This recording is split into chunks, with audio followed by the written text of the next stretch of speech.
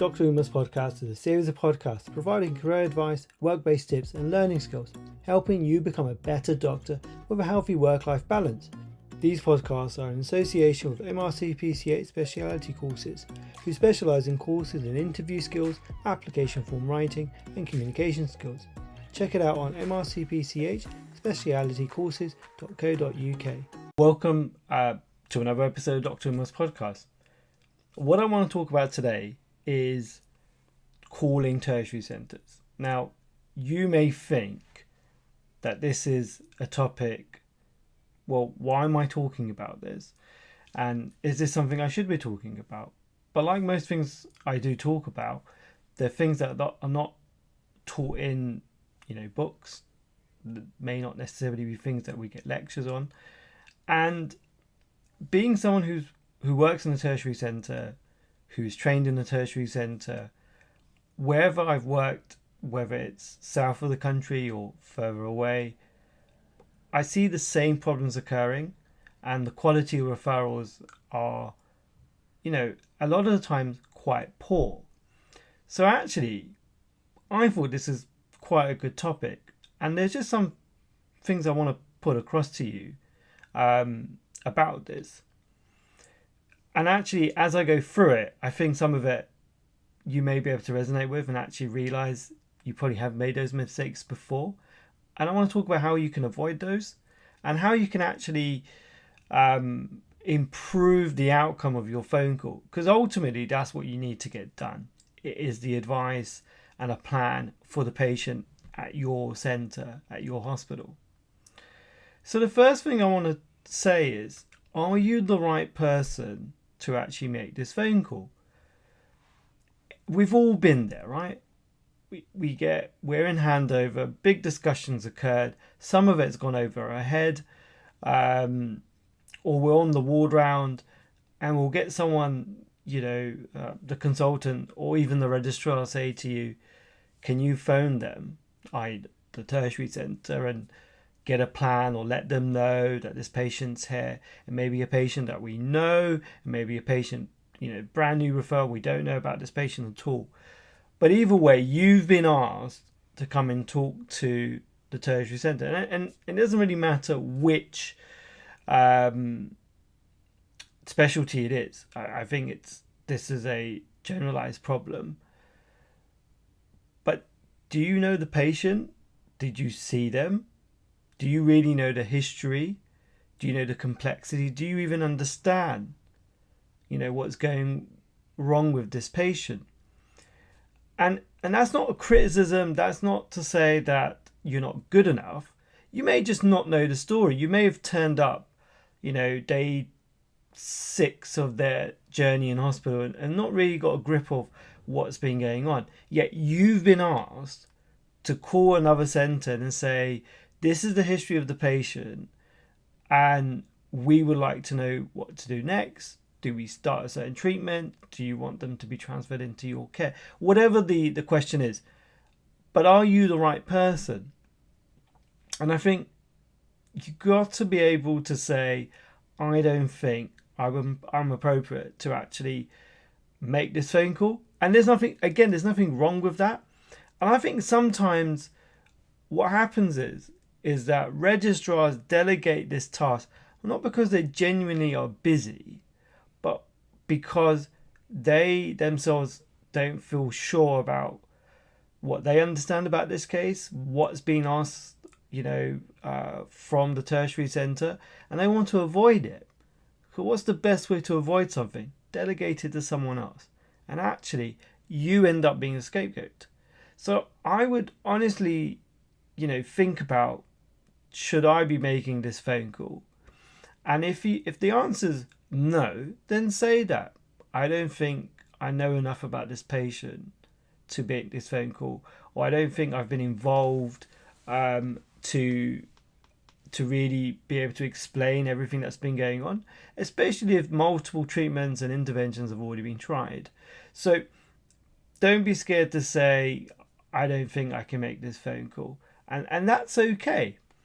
So with that being said, and okay, fine, you are still going to have to make this phone call, or you do know much about this patient, and that's funny, and you can ask that question. That comes to my next point. What's the question, right? What are you actually asking from the person on the other side, the other, the on the other end of the phone? Do you want them to tell you what the diagnosis could be? Do you need a treatment plan?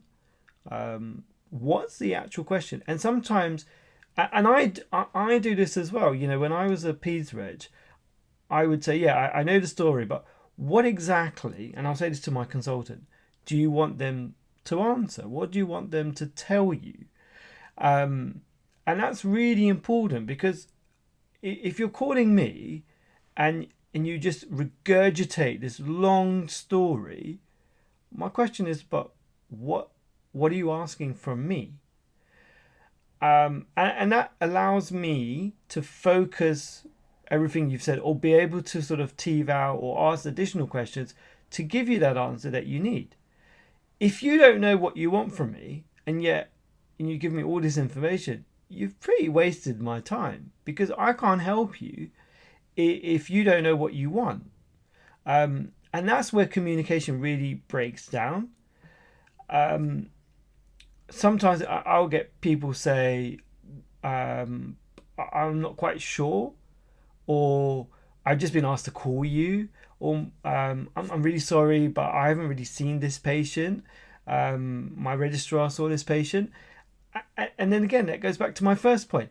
Do you know enough to hold this conversation? And if you feel your fallback response to not knowing something is going to be, I'm really sorry, I didn't see this patient. Again, you're not the right person to make this phone call. Again, not a criticism on you. It's just that you're not the person that should be making this phone call. And so if you're not quite sure of the question, I can't give you the answer you need. Or you'll end up getting a response and you'll feed that back, and then you get told, but that's not what we asked. That's not what we want to know. Or we already know this. We need to know that. So having clarity is very, very important. Think of it this way. You're really busy. That's why, or why someone's delegated it. So your department's really busy. But so is the person's department that you're calling. They have got their own ward to think about, their own outpatients going on. They've got various tests, happening. They may well be short-staffed as well. And they've got referrals coming from everywhere with really sick children. And so they've got to think, that time is something they don't have a luxury of. And so, again, knowing what you want, knowing the story, being able to convey that concisely is super important. So fine, you know your question, but do you have all the information to hand? Do you have all the blood results? Do you have treatments when they were started? Were there problems with the treatment? Do you have a recent CAS? Do you have all the admission obs? And again, you're probably listening to this thinking, why are you, this is so basic stuff, like common sense. But I can tell you, over all the years, it is so typical to have, let me just check. And then you just hear flicking of paper, or what are the odds right now? What's the trend been this morning? Oh, let me just have a look. Or you know what? I don't have the notes on me. And then they'll disappear into thin air for like 3-4 minutes. And you just sat there on the phone thinking, are they coming back? What's going on? And then there's the discussion you can hear in the background. They're talking to a nurse or another member of the team, saying, oh, what are the obs? What was the gas? And then they'll bring back that information. And then you'll say, okay, what was the gas? Oh. And they'll go off again. And by not having all that information in front of you, you've delayed this telephone conversation by another 10 minutes. And it becomes frustrating because, if I'm getting the phone call, my bleep is going off. I've got people phoning on an additional phone. I have people coming to me, needing help for other things. So it all sort of, again, breaks down the communication. So be in front of a computer. Yeah, be in front of a computer. Have the op shots in front of you. Have the blood results open. Know what, if you're talking about infection, have all those results available, those dates, what was happened, what antibiotics do you want, when did you start those, have you done anything different? All of these things are really important. And so if you don't have those in hand, or you do, not rehearse, but sit there and look at it and say, okay, so this is what the trends were. Have an understanding of what's been going on with these results and what's been going on, the trends and the observations. And so before you make this phone call, it just, again, makes it so much more productive. And then you can have a better conversation with the person on the other end. And then hopefully you can come to a good plan. So also, have you sent anything ahead? So if you're saying, oh, well, the x-rays have shown this, or we've done an echo, or we've done a scope, or whatever the test may be, have you already sent it across? Because when sending stuff across can take time. If you can send it beforehand, that's really helpful, because then if it's arrived, and I'm not talking about minutes. I'm talking about, okay, going to call this person in the afternoon. It's the morning now. Why don't we send all the images across to the other centre, so that when we do call, so that we've already sent it across, I can open it, or whoever's taking the referral, and they can look at that, and they can have a look and see what you're saying, put together all the other information you've given them, and again have an idea of what the right plan is. Otherwise, they'll be like, oh, okay, can you send the images across to us?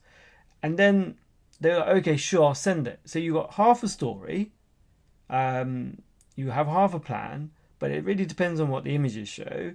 But now I'm going to delay my final conclusion because I have to wait for those x-rays to come across. They may not come across now in time. It then hits the out of hours time, which is then a really reduced service comparatively. And then things get delayed even further. And then who's the most important person in all of this? Your patient. So by preparing and expecting and anticipating, you can not only make your conversation and your job easier and my job easier, but you'll do better by your patient. So have those things ready. Now, say that I can't give you an answer straight off, or I need to wait for things to come through and I said, I'll look out for them. How can I get in touch with you? The worst thing I don't particularly like is, well, you can just call switchboard and ask for the on-call so-and-so. And that is frustrating because I'm, as I said at the beginning, really busy, or whoever's taking this referral is really busy with lots of things because they are the referral centre. I don't have time to phone a hospital, sit on hold, because I'll have to listen to all the messages about hand washing, infection control, visiting time, eventually and then sitting through the line of, your number 10 on for switchboard, then get hold of switchboard, who then has to sort of bleep you or whoever to be able to have a conversation. So have the extension of your ward ready. I'm not saying that you've got to hand out your mobile number, but say, look, this is the extension of the ward, because you're most likely going to be on the ward. And if, someone, the referral centre can't get hold of you, they'll be able to get hold of, someone, nurse in charge, another doctor. And then, we can convey the plan. And it just makes it easier. And again, so I think having those things ready, again, rather than delaying it or just say, oh, hold on, let me just go and find an extension. Well, what about the extension you're on? Actually, that extension is not going to be, great because this is an office out of nowhere and I'm here because sort of it's quiet, but actually you probably want another extension. Then I'm going to go off. I'm going to go on a little walk, and then come back and then give you. It all delays time. And so I think preparation is really key here. And I think if you can just get those little things ready, and you know your patient and you know the case and you know what you want from the referring center, you're going to get a better conversation. You're going to avoid any conflict, because we're all one team after all. The referral center wants to help you, but you also got to be able to help the referring center to allow them to make the right decision. So I just wanted to put that across to you because, again, it's not taught in textbooks. No one's actually tells you, and we sort of we firefight every day, and sometimes we don't think about actually I could make this a lot easier on myself and on everyone involved. Don't be afraid to say you can't make the phone call. You're not the right person. I've openly said that I don't really know this patient. I know maybe what the odds are at this moment, but I'm going to have to spend 20 minutes. And sometimes I do. If I have to call with a very complicated patient, or when I was a peds reg, and I've got a call about a complex patient with multiple needs, I really do sit there and go through the notes. Why were they admitted? What happened along their journey? What else are they, do they have any other problems, and what's been going on? And do those things also need to be addressed? Are those comorbidities going to affect the plan? And so I have all those things ready. So then when I do call, very clear, very concise, and very sure what I need from the referring centre. Anyway, I hope that was helpful. Thank you very much for listening.